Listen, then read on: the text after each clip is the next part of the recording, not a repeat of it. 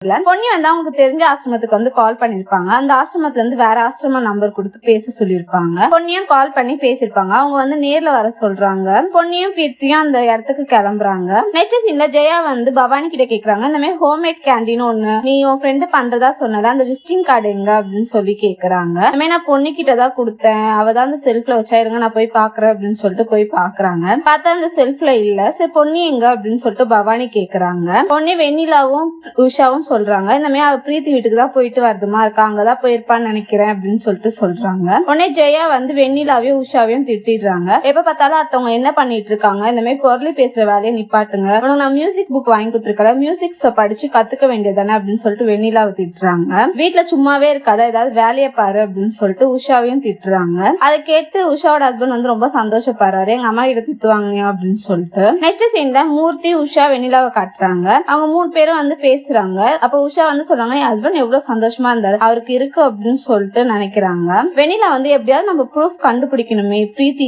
வீட்டுலதான் பொண்ணு இருக்கா அப்படின்னு சொல்லிட்டு அப்படின்னு நினைக்கிறாங்க. மூர்த்தி வந்து ஒருத்தருக்கு கால் பண்றாரு, பூச்சி மருந்து அடிக்கிறவருக்கு. இந்த அட்ரஸ்க்கு போய் பூச்சி மருந்து அடிக்கிறமே போங்க, அங்க வந்து பொண்ணு இருக்காளான்னு பாரு, பார்த்து எனக்கு வீடியோ கால் பண்ணு அப்படின்னு சொல்லிட்டு சொல்றாங்க.